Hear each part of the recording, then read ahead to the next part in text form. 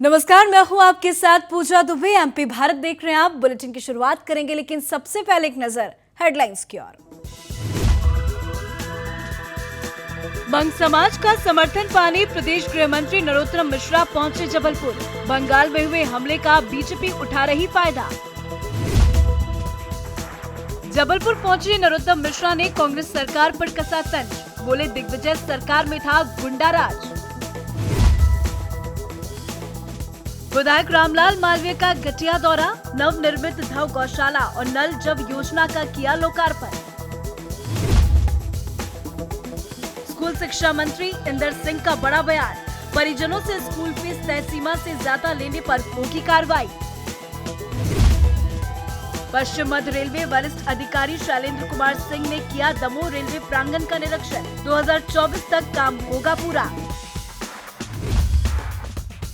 पश्चिम बंगाल में भारतीय जनता पार्टी के राष्ट्रीय अध्यक्ष जेपी नड्डा और महासचिव कैलाश विजयवर्गीय पर हुए हमले पर भाजपा अब तुल पकड़कर बैठ गई है और इसका फायदा उठाने की कोशिशें भी लगातार की जा रही है। वहीं बंग समाज का समर्थन पाने के लिए प्रदेश गृह मंत्री नरोत्तम मिश्रा जबलपुर पहुंचे, जहां उन्होंने बंग समाज के लोगों से समर्थन मांगकर भाजपा के पक्ष में वोट करने के लिए कहा, ताकि पश्चिम बंगाल में पहली बार राष्ट्रवादी विचारधारा वाली सरकार बन सके। सबसे आह्वान किया है, निवेदन किए, प्रार्थना की है कि बंगाल में सभी अपने रिश्तेदार नातेदारों को फोन करें। मैंने कहा है कि चलो एक रेल ले चले, सबने सहमति दी है। तपंदा देख रहे हैं, उसको तपंदा बताएंगे। जबलपुर दौरे पर पहुंचे गृह मंत्री नरोत्तम मिश्रा ने कांग्रेस सरकार को निशाने पर रखकर तंज कसा है। उन्होंने कहा कि दिग्विजय सिंह जब मुख्यमंत्री थे तब डाकुओं, गुंडे, बदमाशों का राज था, लेकिन अब शिवराज की सरकार है तो मध्य प्रदेश शांति का टापू बन गया है। अब प्रदेश में एक भी डाकू नहीं है। साथ ही सीमी का नेटवर्क ध्वस्त किया जा चुका है। नक्सल गतिविधियों पर विराम हमारा अभियान है। एक दौर था, वो शायद दिग्विजय सिंह जी का था, 15 साल पहले, जब पूरा प्रदेश में अशांति थी। ग्वालियर चंबल के अंदर रामबाबू दयाराम गड़रिया गिरोह काम करती थी। मुरैना के अंदर जगजीवन परिहार था। भिंड के अंदर निर्भय गुर्जर था। दतिया के अंदर हनी और हजरत की गैंग।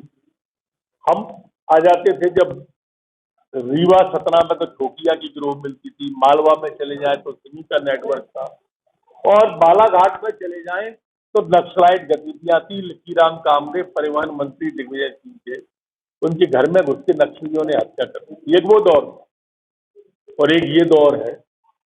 एक भी चिन्हित डाकू का गैंग नहीं। गठिया जिले में पहुंचे क्षेत्र विधायक रामलाल मालवीय ने माधव गौशाला और नल जल योजना का लोकार्पण किया है। बता दें आपको कि 27 लाख रुपए की लागत से बनी माधव गौशाला और नल जल योजना के तहत इधर उधर घूम रही गाय और ग्रामीणों के लिए जल की व्यवस्था की गई है, जिससे रहवासियों के चेहरे खिल उठे। आज ग्राम पंचायत के तत्वाधान में हमारे क्षेत्रीय विधायक सम्माननीय रामलाल जी मालवीय के मुख्य अतिथि में और जनपद पंचायत घटिया के जनपद अध्यक्ष जी सम्माननीय रमेश जी मालवीय की अध्यक्षता में जो ग्राम पंचायत द्वारा गौशाला बनी है, उसका लोकार्पण आज किया गया है।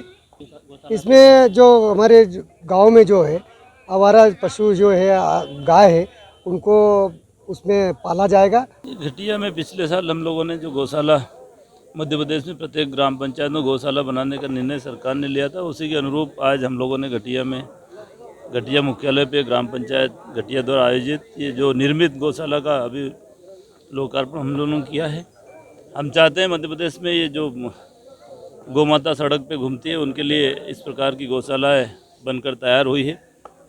जब हमारी सरकार थी, तत्कालीन मुख्यमंत्री माननीय कमलनाथ जी ने प्रत्येक ग्राम पंचायत में गौशाला खोलने का निर्णय लिया था, उसी के अनुरूप ये गौशाला यहाँ बनकर तैयार हुई है। सीहोर में स्कूल शिक्षा मंत्री इंदर सिंह परमार का बड़ा बयान सामने आया है। उन्होंने मीडिया से बात कर किसान आंदोलन को लेकर कहा कि पीएम ने किसानों के लिए बेहतर कानून बनाया है। किसानों की आड़ में बिचौलिए आंदोलन कर रहे हैं, लेकिन अब जल्द ही सरकार इसका हल निकाल लेगी। साथ ही प्रदेश में निजी स्कूल को लेकर भी बयान जारी किया, जिसमें उन्होंने कहा कि अगर स्कूल तय से ज्यादा फीस लेंगे तो सरकार कार्रवाई करेगी। देश के प्रधानमंत्री नरेंद्र मोदी जी ने जो कृषि कानूनों में सुधार किया है वो ऐतिहासिक है, वो देश के किसानों के हित में है। केवल आड़ती और जो बिचौलिए हैं इस आंदोलन को जानबूझ करके हवा दे रहे हैं। देश के किसान उस बात को समझ रहे हैं, मध्य प्रदेश के किसान तो समझ चुके हैं। बाकी और पूरे देश के किसानों को हम समझाने के काम करेंगे। उन किसानों जो बहकाव में आए उनको भी हमारी बातचीत चल रही है, सरकार की बातचीत चल रही है, लेकिन ये कुल मिलाकर के जो कानून में संशोधन हुआ है वो देश के किसानों के हित में है। नहीं, मध्य प्रदेश सरकार ने और कोर्ट ने निर्देश दिया है कि कोरोना काल का और ऐसे समय में जब स्कूल प्रारंभ नहीं होंगे। तेंदुखेड़ा नगर परिषद की बड़ी लापरवाही देखने को मिली है। दरअसल यहां के निजी बस स्टैंड बदहाली का शिकार हो गया है। यहां यात्रियों को ना पानी की व्यवस्था मिल पा रही है और ना ही बैठने की व्यवस्था हो पा रही है। यात्रियों का कहना है कि बस स्टैंड पर गंदगी पसरी हुई है। लोगों की आवागमन की सुविधाओं को दृष्टिगत रखते हुए नगर परिषद तेंदुखेड़ा में बस स्टैंड का संचालन किया जाता है, लेकिन बदहाली की पाट जोड़ता नगर परिषद तेंदुखेड़ा का बस स्टैंड। यहाँ पर सुविधाओं के नाम पे कुछ नहीं है। मंजर यह है कि यात्री कहीं मिट्टी के ढेर पे, कभी गिट्टी के ढेर पे या गंदगी में बैठने के लिए मजबूर। चुनावी माहौल में वादा करने वाले जनप्रतिनिधि या प्रशासनिक अधिकारी इस ओर ध्यान देते हैं तो लोगों को मिल सकती है सुविधाएं। बुरहानपुर में सीएमवी वायरस के चलते किसानों की केला फसल बर्बाद हो गई थी, जिसके बाद सरकार ने 2,800 किसानों को 2,84,00,000 रुपए मुआवजा देने की घोषणा की है। खंडावा बुरहान नगर के सांसद नंद कुमार सिंह चौहान ने बताया कि वायरस को कभी प्राकृतिक आपदाओं में नहीं माना गया, लेकिन प्रदेश सरकार ने सांसद नंद कुमार सिंह चौहान के आग्रह और मांग पर इस वर्ष हुए नुकसान को प्राकृतिक आपदा में सम्मिलित किया। उस समय में हमारे बुरहानपुर में भी केले पे वायरस आया था।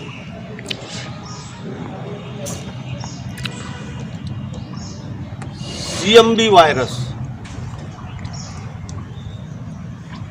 छोटे छोटे पौधे उससे प्रभावित हुए थे और सांसद होने के नाते हम जनप्रतिनिधि किसानों के नुकसानी को देखने भी पहुंचे थे। खबर मजियादों से है, जहां थाना पुलिस ने चेकिंग के दौरान अवैध रेत परिवहन करते एक हाईवा ट्रक और ट्रैक्टर ट्रॉली को जब्त किया है। हाईवा रेत लेकर छतरपुर से हटाकी जा रहा था, जिसे पुलिस ने रोककर पूछताछ की और चेकिंग में कोई भी अहम दस्तावेज नहीं पाए गए, जिसके बाद थाना प्रभारी अभिषेक चौबे ने मामला दर्ज कर खनिज विभाग को मामला सौंप दिया है। पुलिस मुख्यालय से अभियान चल रहा है अवैध परिवहन के लिए, तो इसके पालन में वरिष्ठ अधिकारियों के निर्देश भी हैं। हम लोगों के लिए स्पेशली निर्देश हैं, अवैध खनिज का परिवहन कोई भी होता है तो उस पर तत्काल कार्रवाई की जाए।